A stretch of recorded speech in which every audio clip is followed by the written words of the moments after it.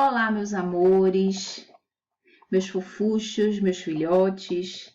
Aqui quem fala é a professora Graziela Moraes e esse é um segundo vídeo que eu estou gravando para a gente dar continuidade à discussão sobre a monarquia inglesa, né? O processo de formação da monarquia na Inglaterra, que, como nós bem já pontuamos em outros momentos, em outras oportunidades em nossas aulas, tem alguns aspectos e algumas características muito peculiares, né? Por exemplo, que a tornou distinta das outras monarquias que se formaram ao longo da Era Moderna na Europa Ocidental.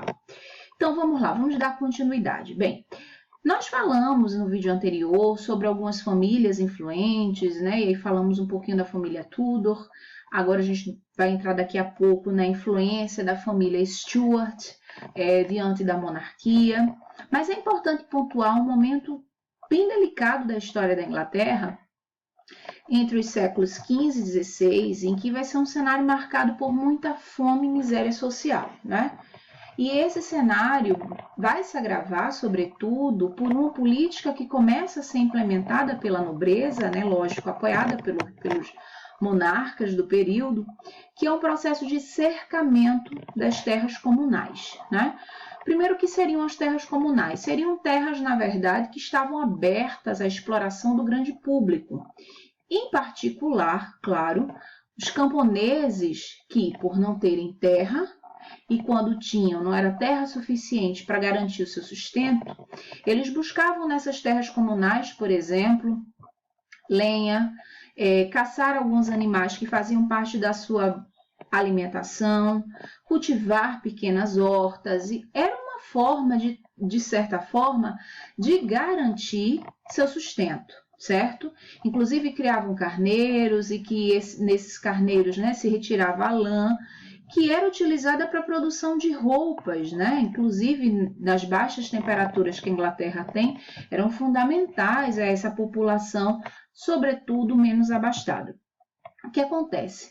A gente vai ter, diante da nobreza, de uma classe que a gente já vai tratar, chamada gentry, que vai começar a cercar esses territórios, inclusive que também usados por eles para caçar animais apenas por diversão, ao contrário do camponês que ia caçar um animal ou tirar lenha para se aquecer do frio e para colocar aquele animal, né, na sua dieta alimentar.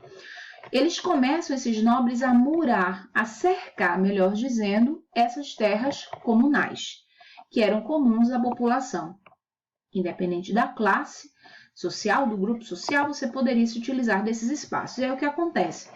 Diante disso, essa população mais pobre ela acaba sendo impelida, forçada a procurar outros espaços. Nem sempre os melhores, nem sempre foram os espaços melhores conquistados por essa população. O que vai fazer com que a miséria ela se agrave. Porque a nobreza ela tinha terras. Então, a partir do momento que ela começa a cercar também as terras comunais, que já era, de certa forma, um direito consuetudinário, alguns camponeses vão, inclusive, reivindicar junto ao rei que essas terras elas pertenciam a todos há muito tempo. Só que a gente não tinha uma lei escrita que determinasse, inclusive, que ela pertencia a todos, a todas, e que, por isso, ela estava aberta à exploração. O rei, de certa forma, ele vai garantir que esses cercamentos sejam feitos, os reis, foram vários que permitiram que esses cercamentos sejam feitos. Parte da população ainda vai resistir, vai botar escadas, vai derrubar o muro, vai tentar pular o muro, né? Ou melhor, pular o cercamento para poder usar essas terras. Isso vai gerar muito conflito, né? Aí, claro, esse conflito agrava ainda mais essa situação de pobreza que parte da população da Inglaterra vivia, né? Além disso, a gente vai falar um pouquinho sobre as...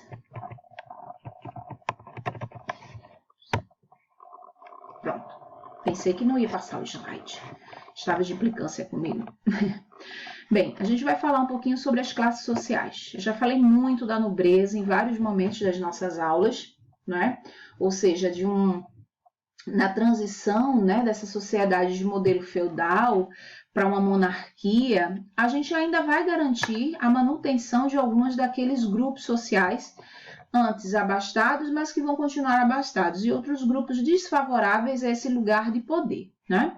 Aí nós temos dois grupos importantes para tratar também dentro do cenário inglês. Primeiro, os gentry, na verdade, seriam aqueles sujeitos tidos como de boa família, de boa educação, né? Sujeitos que ganharam e fizeram riqueza. E que, claro, as famílias foram, né, sucedendo, se utilizando desse lugar de riqueza, desse lugar de poder. Tratavam-se de comerciantes e de nobres. Não necessariamente eles nasceram na nobreza, eram fruto da nobreza, mas acabaram ganhando esse título, acabaram tornando-se nobres, muitas vezes por nomeação dos próprios monarcas. Uma outra classe é a classe que a gente já fala há um bom tempo, são os pobres, representados pelos camponeses e pelos proletários, né? Ou seja, esses pobres eles vão estar morando tanto nos espaços urbanos, que, claro, não deveriam ser muitos para um período, por exemplo, do século XVII, século XVI, mas eles também ocupavam vários postos de atividades para além do trabalho do campo, né? Proletários vem do termo prole, né, que a gente tem famílias que vão estar entrelaçadas nas atividades braçais, no mundo do trabalho, que era o que garantia a sobrevivência e a sustentação dessas pessoas. Então, assim, nós temos dois grupos sociais no interior da sociedade inglesa, nesse contexto que a gente está analisando, e um que vai começar a ter acesso a alguns benefícios políticos, inclusive participação, por exemplo, no parlamento, no caso gentry, esses aqui, e outros que vão estar sendo excluídos de todo esse processo, né? Ou seja, as decisões vão sendo feitas sem que esses sujeitos que representem essas classes tivessem participação, certo? Aqui apenas uma imagem fazendo uma representação, né, uma iconografia, retratando esses campos comunais, e aqui a atividade dos camponeses em suas atividades braçais que garantiam a sua sobrevivência. Com o cercamento dessas terras comunais, eles acabam sendo forçados a procurarem outros espaços para sobreviver, tá? Aí a gente entra no outro episódio da história da Inglaterra, que é o período que a gente chama das Revoluções Inglesas, né? Um período bem complicado, complexo, diga-se de passagem, que vai culminar, na verdade, com a família Stuart no poder. Mas para que essa família ela se estabeleça, teremos altos e baixos, né? Ou seja, a gente vai ter um conflito muito grande entre os monarcas e o parlamento. Né? Em alguns momentos o parlamento ele vai tentar vetar o poder desses reis, e esses reis em muitos momentos vão ignorar esse parlamento. E isso vai acabar culminando com alguns processos revolucionários, né? No sentido de transformação, ainda que não radical, ainda que não abrupta, mas que vão ser significativos para esse processo monárquico inglês. Então, vamos começar a falar um pouquinho sobre Carlos I. Carlos I, ele vai ser um rei que vai buscar, por meio das suas medidas econômicas, fortalecer a economia na Inglaterra. Ele vai, durante o seu governo, a gente vai ter um crescimento populacional considerável dentro da Inglaterra. Ao mesmo tempo, é um rei que é católico e que vai estimular no interior da sua monarquia o catolicismo. Vale salientar que isso é um ponto importante, por quê? Porque muitos membros do parlamento não eram católicos e viam aquilo como uma afronta, como uma ameaça, né? Mas ao passo em que Carlos também governa, ele também usa de um lugar de autoritarismo e procura reprimir os seus opositores. A burguesia, para se ter uma ideia, ela não vai ter espaço nesse governo. A burguesia pouco participa dessa monarquia de Carlos I. E, diante do parlamento, o parlamento começa a se sentir incomodado por sua, como eu poderia dizer, pouca, não é nem pouca atitude, o parlamento tinha muita atitude, mas pouca possibilidade de auxiliar o governo desse rei, que autoritário, buscava reprimir até mesmo os seus opositores dentro do parlamento. Aí é que surge a figura de Oliver Cromwell, militar, puritano. Ele acaba sendo eleito por alguns dos membros do parlamento para criar uma estrutura que garanta a limitação dos poderes de Carlos I. E esse documento que vai garantir, pelo menos tenta garantir a limitação do poder de Carlos I, é a chamada Petição de Direitos, que dá ao parlamento o poder, inclusive, de criar impostos, de criar novas medidas e limitar a postura autoritária e absolutista de Carlos I. Veja, por se tratar do século XVII, Carlos I, ele, de certa forma, ele está embebido daquele ideário monárquico absolutista em que coloca o rei como uma governança com poderes ilimitados, certo? Mas Carlos I, ele vai ignorar essa petição de direitos, inclusive ele vai governar por 12 anos, né, um bom tempo, sem inclusive permitir o parlamento opinar sobre o seu governo. E isso, claro, vai gerar uma insatisfação absurda.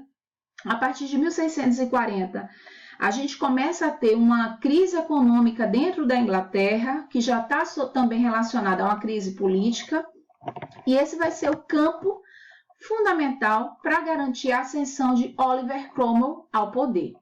Então, em 49, Cromwell, que a princípio, né, liderou a petição de direitos junto aos parlamentares, ele que inclusive lidera os chamados cabeças redondas, ele vai criar um movimento também de combate a Carlos I, que vai culminar com a condenação do Carlos I, que vai ser levado ao seu ápice, ou seja, Carlos I ele morre como um grande traidor, né? Então, ao morrer, Cromwell assume o governo, instituindo uma república, e diante dessa república, ele busca governar para toda a comunidade da Inglaterra, ou seja, por isso a gente chama, né, a gente chama Commonwealth, perdão, Commonwealth, que é essa relação de você governar para todo o território inglês, ou seja, tudo aquilo que era da Grã-Bretanha, vamos dizer assim, fazia parte desse regime de governo republicano, que ainda sendo republicano, vai ter características bem autoritárias e que vai favorecer a classe de latifundiários, que, claro, fazia parte da origem social do próprio Cromwell. Só que, claro, Cromwell vai morrer e, com sua morte, isso começa a ser questionado, ou seja, alguns defendiam a república, outros defendiam a monarquia.